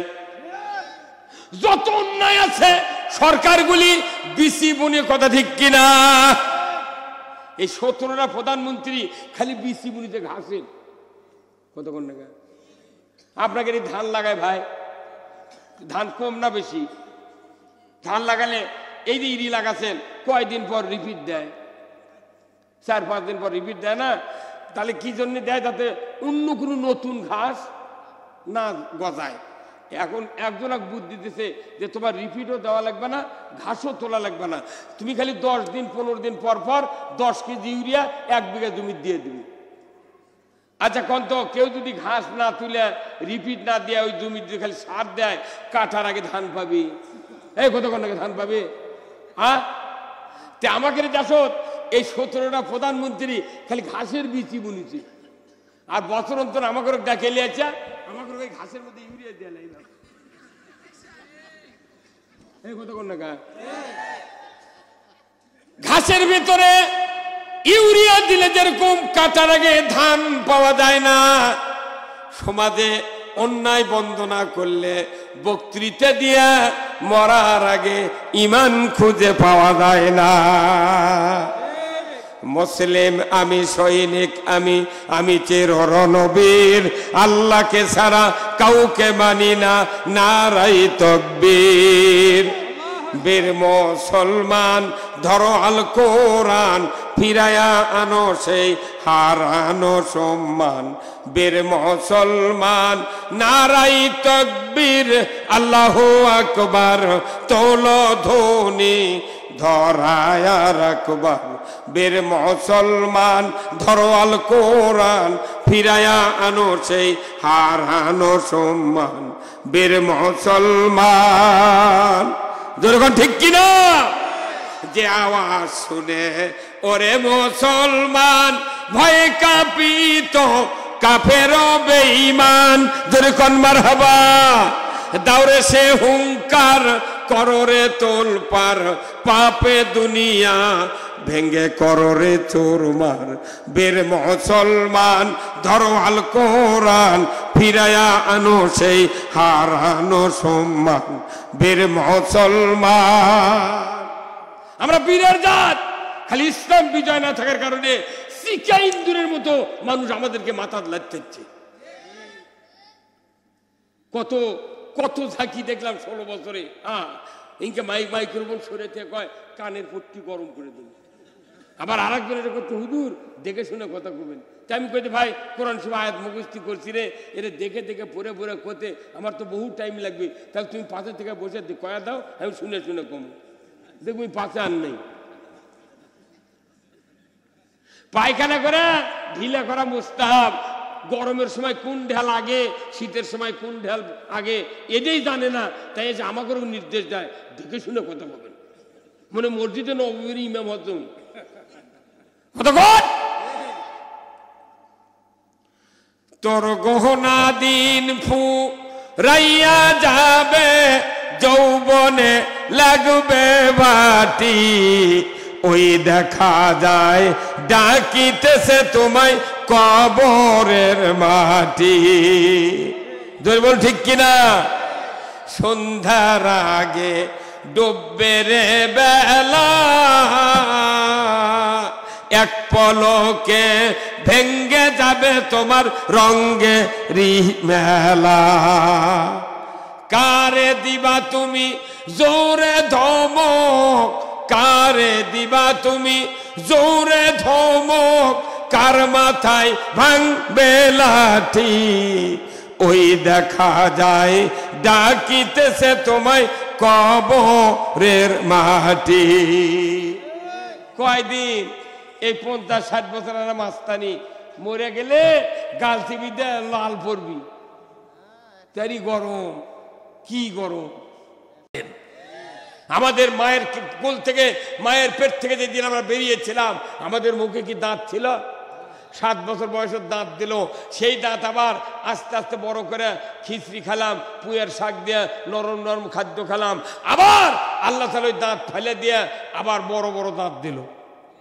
ওই দাঁত যখন পড়ে গেল, আমরা দাঁত নিয়ে দৌড়ে মায়ের কাছে গেছি, মা আমার মুখের দাঁত পড়েছে, কি করবো? তোর মাও খেতে, বা ওই দাঁত ইন্দুরের খুনত দিয়ে কর, ইন্দুর তোর দাঁত আমাকে দে, আমার দাঁত তুইলে। আওয়াজ বদল করিচ্ছে। ইন্দুরের দাঁত যারা যারা নিয়েছে, এরকে খালি সুদ খাওয়ার চিন্তা হচ্ছে। হ্যাঁ কথা কর।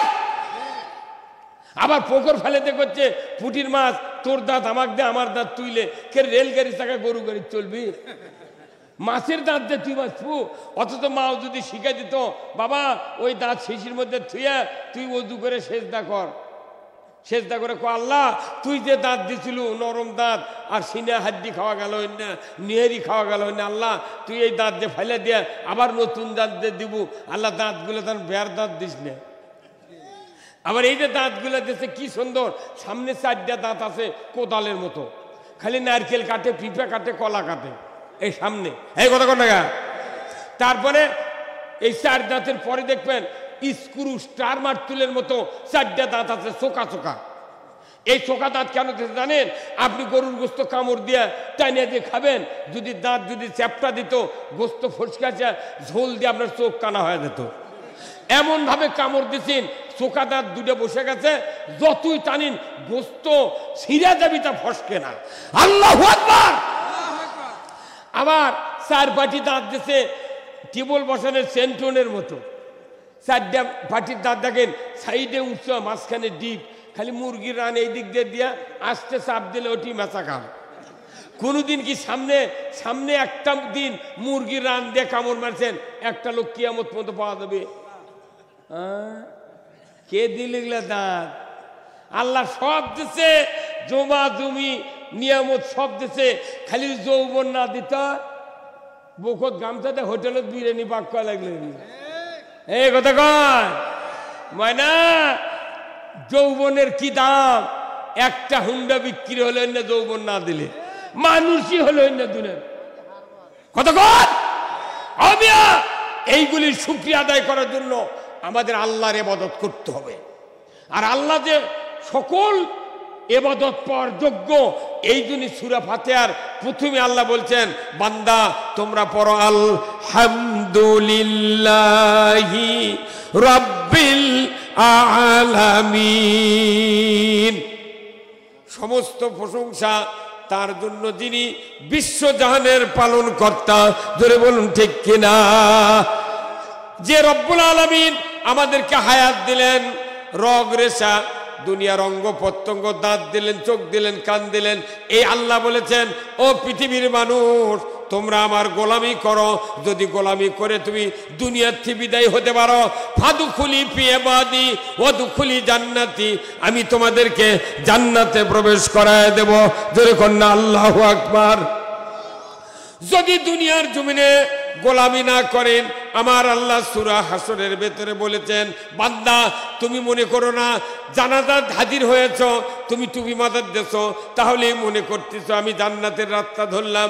না, আমার আল্লাহ কোরআনে বলছেন, ও দুনিয়ার মানুষ তোমরা শুনে রেখে দাও, আল্লাহ বলেছেন, লা ইয়াস্তাবি আসহাবুন নারি ওয়া আসহাবুল জান্নাহ।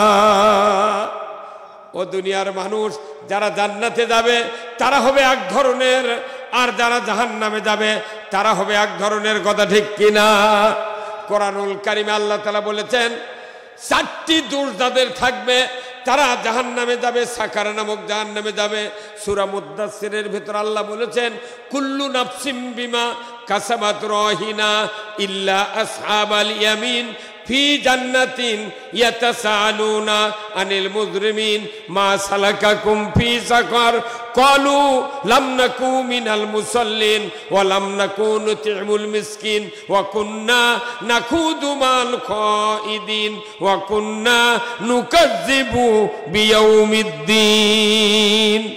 আমার আল্লাহ বলেছেন কিয়ামতের যেদিন হাজির হবে আল্লাহ, আমাদেরকে যেদিন হাজির করবেন ওই কিয়ামতের মাঠে, আমার আল্লাহ বলছেন ওই দিন যারা অপরাধী হবে, আল্লাহদ্রোহী হবে, যারা রসুলের আদর্শ মানবে না, আল্লাহর আনুগত্য করবে না, কিয়ামতের দিন তারা জাহান্নামে গ্রেপ্তার হবে। ইল্লা আসহাবাল ইয়ামিন, ব্যতীত আল্লাহর সিংহাসনের ডান পার্শ্বে যারা থাকবে এরা সব জান্নাতি। ধরে কোন আলহামদুলিল্লাহ। আল্লাহর সিংহাসনের ডানে যারা থাকবে তারা সবাই জান্নাতি, বামে যারা থাকবে তারা যাবে জাহান্নামে। 4টি দোষ যাদের থাকবে তারা যাবে সাকার নামক জাহান্নামে।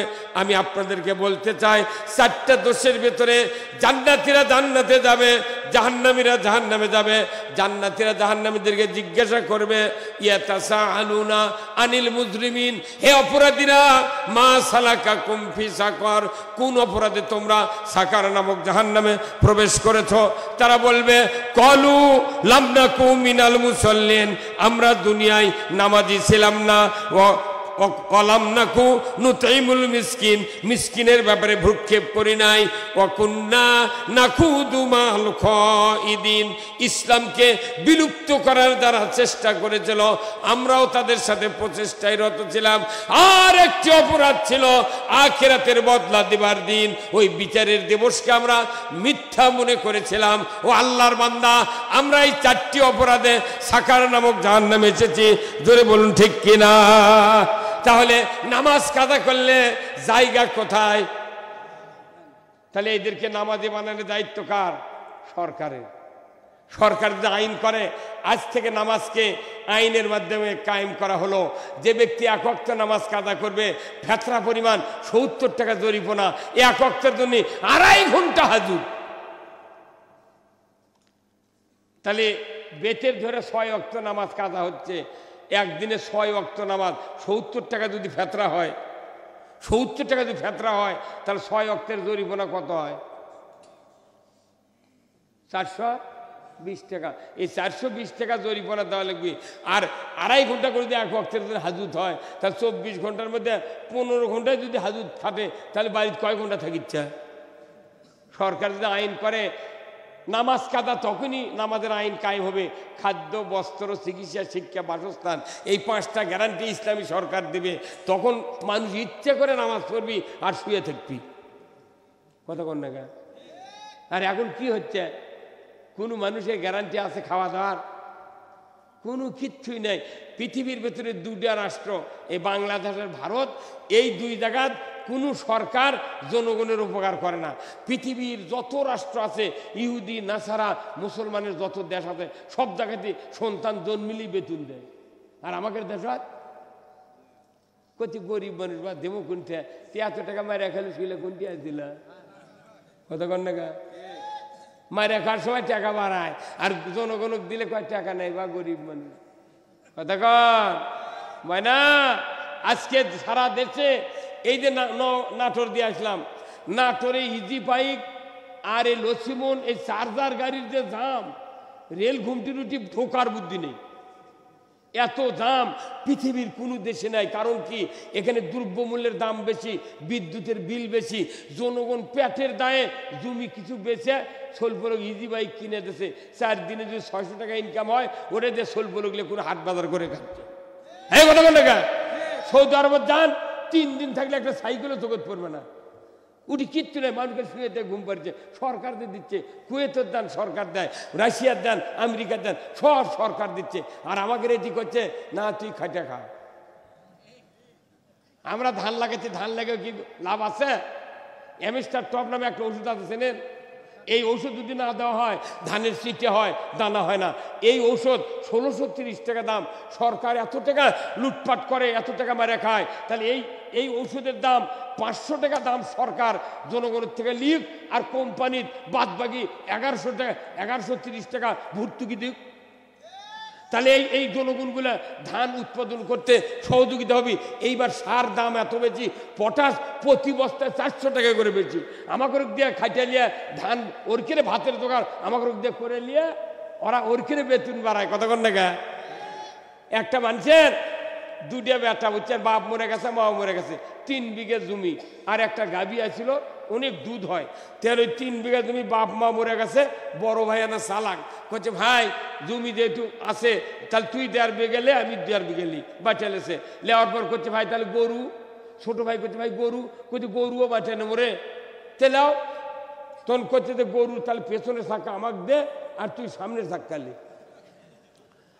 এখন ওই ছোট ভাই অবধ যা কয় তাই শোনে, কিন্তু এইভাবে ওই ছোট ভাই কষে, ভাই গরু যদি তুই না খিলে গরু গুণ বাজে দেবি, দাম কমে দেবি, কামান বাড়াবি। তখন ওই সমানে ঘাস কেটে খিলে আর ওই বিকেল করে দুধ দুইয়া 1 কেজি খায় আর 9 কেজি বেচে। 15 দিন ঘাস কেটে কেটে ওই ভাইয়ের পাওয়াত পাকু হয়ে গেছে। প্রত্যেকটা অবধ লোকের বউ কোনো চালাক, এটা আল্লাহকে সিস্টেম করে দিয়েছে। যার স্বামী দেখবেন অবধ, ওর বউ চালাক। এখন এই চালাক বউ রাত্রে করছে, আচ্ছা তোমার মাথা কি ঠিক আছে? তুমি ঘাস কেটে পাও পচে মরিচ্ছ আর তোমার ভাই যে দুধ খাচ্ছে, তো তোমাকে এই বুদ্ধি দিতেছে কে? করছে না ভাই কতে গরু বাজে দেবি, ওই পাগল কতে গরু বাজে দেবি। করছে না তোমার কাল থেকে আর কোনো বাধা বুঝাত নাই, তুমি কবে যেহেতু তুমি বাঁচালিছি, তুমি গরু আমাকে মধ্যে দিয়ে কাটিয়ে বাঁচে দাও। আমি গরু ঘাস খিলামো, পেছন দিয়ে গোবর বানাবি, আমি গোবর ঘুটা করে বেচে চায়ের দোকানে বিক্রি দিয়ে আমি হাট করে খাবো। তখন বড় ভাই করতে পারি এই বুদ্ধি দিল কি রে। তখন বিকেলবেলা করছে, ভাই তোকে 1 কেজি দুধ দেবনি, কল যা। কয় কেজি দুধ দিবি? 1 কেজি। কে এখন আর দুধ দিবে তোকে? তখন ছোট ভাই করছে, না বউ বুদ্ধি দিচ্ছে তো, অবদমা যদি একটা বোঝে, ওকার ঘুরানির বুদ্ধি নাই। ওই করছে, না এই যে ছুরি আনিছি তুই কাটিয়ে আমার ভাগ করে দে। হ্যাঁ কতক্ষণ এই বাংলাদেশে প্রাইমারি মাস্টার থেকে শুরু করে যত অফিসার আছে, বড় বড় প্রশাসনিক কর্মকর্তা আছে, এরা কোনো কেউ ভোট দেয় না সরকার ভোটে। ভোট দেয় কে? মূলাওয়ালা, বাগুনওয়ালা, হাঁসওয়ালা, বাদাওয়ালা, কুষারওয়ালা, কফিওয়ালা, সিএনজিওয়ালা, ভ্যানওয়ালা। এই দুনিয়ার তৃতীয় আর দ্বিতীয় ক্লাসের লোকেরা ভোট দেয়। ভোট দেওয়া মানে কি? ভোট দেওয়া হলে বড় বড় নেতার মুখ ঘাসের ডালি দেয়। ওরাই ঘাসের ডালি ঢাকা দিয়ে দেয়, ওরাই খালি ধুয়ে ধুয়ে খায়। হ্যাঁ কতক্ষণ?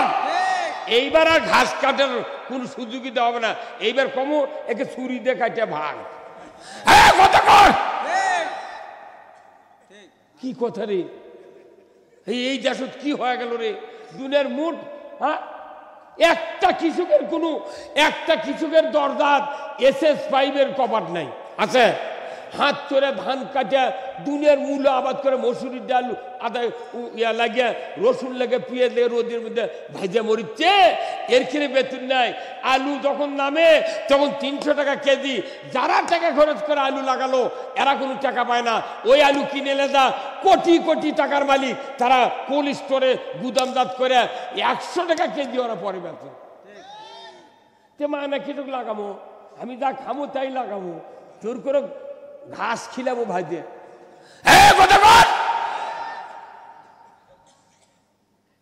আমি 1 বছর উঠেন লাল পাইজাম ধান ছিল না ভাই, হেলাল ভাই, লাল পাইজাম ধান আমি লাগাছিলাম। আমার আব্বা বেঁচে ছিলেন। আমার আব্বা 103 বছর বয়সে মারা গেছে। আমি তখন মনে করেন ওই দাখিলি পাস করে ইন্টারে ভর্তি হই। এখন ওই আমার আব্বা করছে, বা তুই লাগালো এক পাইজাম ধান, লাল পাইজাম, সেই ভোগী ধান।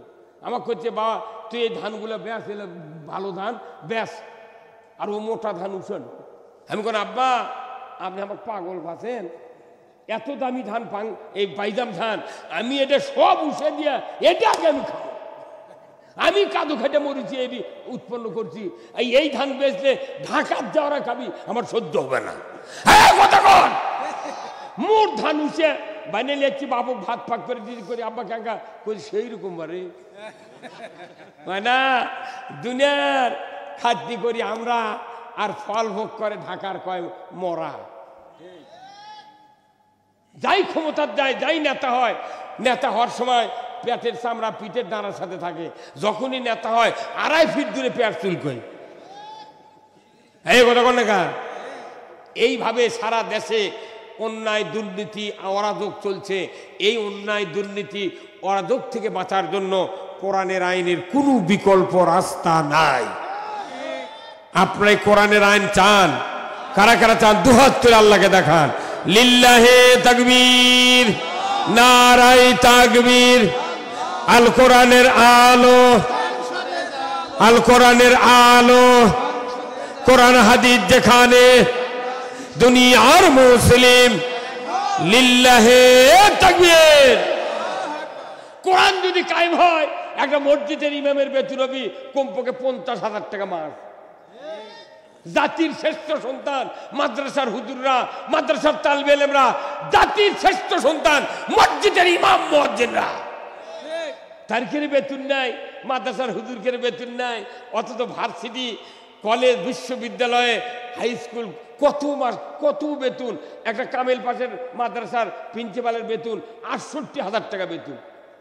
আর মসজিদের ইমামক 4,000 টাকা বেতন দেয়। তাই কা হুজুর এত টাকা তুমি কি করো? আমাকে ওইটি একটা মোতাল্লি বুঝছেন, ওই বাপ ওই বেটা লেখাপড়া শিখেছে, বিসিএস পরীক্ষা দিয়ে ওই ভাইবাত মানে চান্স পাতে, রিটেন পরীক্ষা হয়ে গেছে। তো শুক্রবারের দিন 10 কেজি বাতাসা কিনা জুম্মার দোয়া করে নিচ্ছে। কেন? হুজুর দোয়া করছে সেই মতো করে। গরিব মানুষের এক দোয়া, ধনী মানুষের আর এক দোয়া। হ্যাঁ কথা বলে কা? গরিব মানুষ যদি দোয়া চায় হুজুরের থেকে, তোর আল্লাহুম্মা আমিন,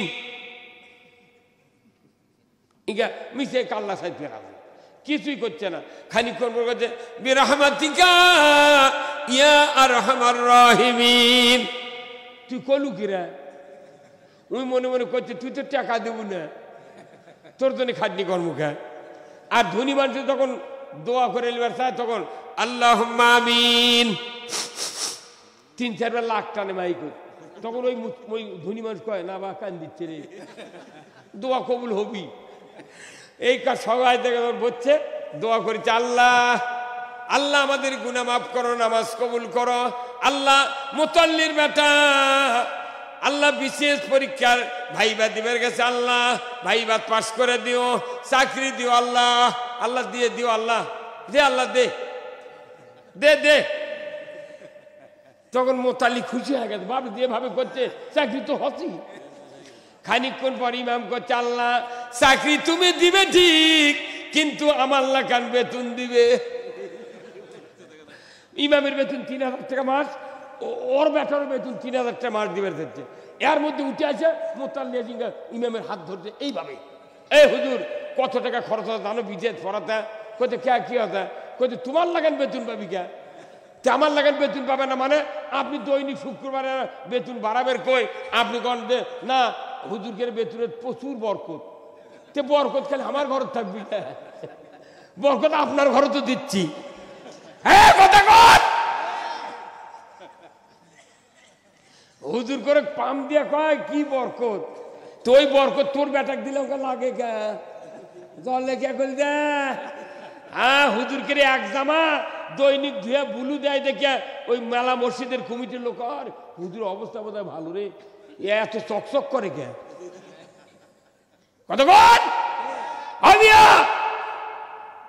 সব জায়গা দুর্নীতি ভরে গেছে। আল্লাহ তাআলা কোরআনে বলছেন ইন্নাল্লাযিনা আমানু ওয়া আমিলুস সলিহাতি উলাইকা হুম খায়রুল বারিয়া, নিশ্চয় তোমাদের ভিতরে শ্রেষ্ঠ ওই লোক যে লোক সৃষ্টির ভিতরে জন্ম নিল, ঈমান আনলো, ভালো ভালো কাজ করলো, সৃষ্টির মধ্যে সেরা স্বয়ং আল্লাহ বলেছেন। কথা ঠিক কিনা? যারা সৃষ্টির সেরা তারা ভিক্ষা করে মাদ্রাসা চালায়, ভিক্ষা করে মসজিদ চালায়। আর ভার্সিটি বড় বড় কলেজ কি হচ্ছে না হচ্ছে, সরকার অনুদান দিতে দিতে হাসে গেছে। আবার ওর দিতে অনুদানও দেয়, ওর থেকে আবার অর্ধেক মারিয়াও খায়। কি কোথায় মুসলমান? আজকে কি হলো? জাতির দুর্ভাগ্য কেন হলো? জাতি কোরআন আমরা বুঝি না। ইসলাম যদি বুঝতাম, যাকাত যদি চালু হতো, বলুন তো আমাদের দেশে সুদের অর্থনীতি চলে। আমার আল্লাহ বলছেন সুদ যারা খায়, সুদ দেয়, এদের ইমান থাকে না। ইয়া আইয়ুহাল্লাযিনা আমানু লা তাকুলুর রিবা, ইমানদাররা সুদ খায় না, ইমান থাকে না। বলুন তো কেউ যদি ওযু করে 22 সালে ওযু থাকে, রোজা থেকে ভাত খেলে দুপুরে রোজা থাকে, নামাজ শুরু করে নামাজের মধ্যে কথা বলে নামাজ থাকে, তো সুদ খেলে ইমান থাকে কোনটা? আপনি নামাজ ভঙ্গের কারণ জানলেন, রোজা ভঙ্গের কারণ জানলেন, তারপর আপনি ওই কি কয় অজু ভঙ্গের কারণ জানলেন, ইমান ভঙ্গের কারণে আপনি শোনেননি কে? লসা টুপি মাথার দিয়ে জুম্মাতে নামাজ পড়ছি আর ওই কিস্তির টাকা দিচ্ছি, সিসি লোন করছি, কোনো গাওয়াত বাজিচ্ছে না। একটা মসজিদের ইমাম যদি বলতো যারা যারা নামাজ পড়েন না 5 ওয়াক্ত তারা বাইরে বারান্দার যান, মোতাল্লিও কোনো মসজিদের মোতাল্লিও বারান্দার দ্বারা খাড়া টাকা লাগবে। যারা 5 ওয়াক্ত নামাজ পড়ে তারা প্রথম কাতার দাঁড়ান, 40 জন বেঁচে গেল দ্বিতীয় কাতার, 30 জন বেঁচে গেল তৃতীয় কাতার দাঁড়ালে। যারা খালি শুক্রবারে পড়েন বাইরে দাঁড়ান, আর যারা সুদে করে টাকা লেছেন বাইরে দা এমনি দয়া থাকেন। আপনি নামাজ পড়ে কি করবেন? কি ভাই মানে কিস্তির টাকা ভ্যান কিনেছে, কইছে বউ কইছে তুই খালি বৈঠকের ফর্ম করবো, কিস্তির টাকা নিয়ে আসবো, আমি ভ্যান কিনবো, চাইলে কিস্তি শোধ করবো। এগুলো দিয়ে উন্নতি হবে? সুদ হারাম করেছেন যিনি, সেই আল্লাহর কোরআন এখনো বাংলাদেশে আছে। 1000 কোটি কোটি কোরআন বাংলাদেশে আছে, কিন্তু একটা কোরআন যখন সংসদে যেত এদেশে সুদ 5 মিনিটের ভেতর হারাম হয়ে যেত।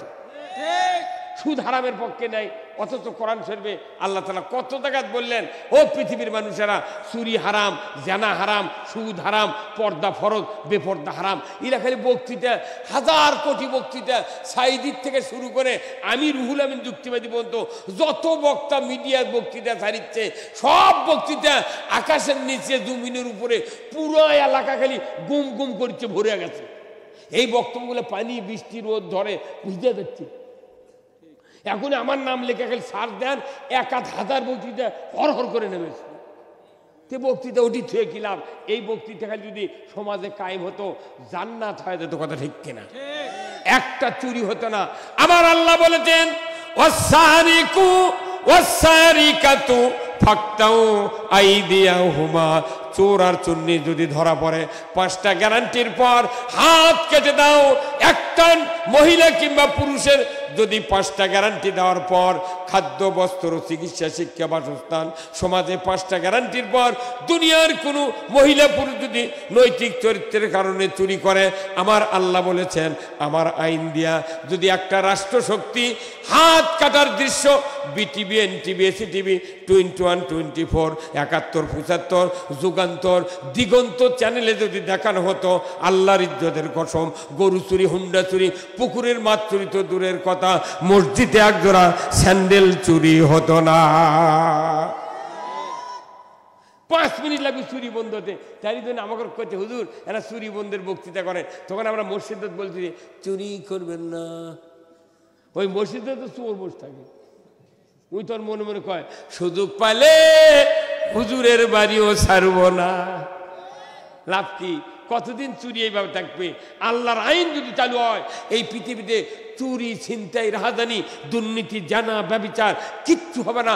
পুরো পৃথিবীর, পুরো দেশের মানুষের যত জাতি থাক, কারো একটা গায়ে কাটার আচর যাবে না। এই আইন দরকার আছে না নাই? যেরকম দরকার আছে না নাই? এই আইন হলে নামাজ কায়েম হবে, চুরি বন্ধ হবে, জানা বন্ধ হবে, শান্তিতে দেশ ভরে দেবে। এ আইন রসুল কায়েম করেছিলেন, উমার ফারুক 10 বছর চালাচ্ছেন, আবু বকর সিদ্দিক চালাচ্ছেন, ওসমান রাদিয়াল্লাহু চালাচ্ছেন। এটা হচ্ছে আল্লাহর আইন। এ আইন দিয়ে যদি পৃথিবী চলে, ইনশাআল্লাহ পুরো পৃথিবী সহ বাংলাদেশ জান্নাতে পরিণত হয়ে যাবে। ধরে বলুন ঠিক কিনা? এই জন্যে এই কথাগুলি মসজিদে ইমাম সাহেবরা যদি আজ থেকে 100 বছর আগে বলে দিতে পারতেন, আমার দেশের বয়তুল মোকাররমের ইমামের পলে দেওয়া লাগতো না। আসুন না, আজকের এই কোরআনের মাহফিলে যারা বসে আছেন, আমি আপনাদেরকে অনুরোধ করব, এই কর্তৃপক্ষ আজকের এই মাহফিলের যে উদ্যোগ নিয়ে এই মসজিদের উন্নয়ন কল্পে অনেক অনেক কথা আপনাদেরকে আমার পূর্বের আলেমগণ বলেছেন, আমিও বলছি। রসুল বলছেন, মাম বানা মসজিদান বান আল্লাহু লাহু বাইতান ফিল জান্নাহ। যে ব্যক্তি মসজিদ তৈরি করলো এবং অর্থ দিল, টাকা দিল, পয়সা দিল, তাদেরকে আল্লাহ কিয়ামতের দিন বালাখানা দিয়ে দেবে জান্নাতের ভেতরে। আসুন না, এই শেষ সময়ে আল্লাহর কোন বান্দা আছেন, একটু আপনাদের কাছে একটু ব্যাগ যাবে, আর আপনাদের কাছে যদি টাকা থাকে নগদ দিয়ে দেন, আর যদি না থাকে বাকি দিবেন। আল্লাহ তাআলার রসুল বলছেন, কিয়ামত কিয়ামতের দিন আল্লাহ তাকে জান্নাতের ভেতর বালাখানা দিয়ে দেবে। আসুন না, আমি আপনাদের জন্য দোয়া করব, আল্লাহ তাআলা যেন আজকের এই কোরআনের মাহফিলে দান করে আল্লাহ যেন কিয়ামতের ময়দানে আমাদেরকে জান্নাতের হকদার করেন। খুব তাড়াতাড়ি ভাই আসুন, আল্লাহর বান্দারা একটু আসুন, আল্লাহ যেন আমাদের সকলকে যেন দ্বীনের জন্য কবুল করে। জোরে কোন আল্লাহুম্মা আমিন। খুব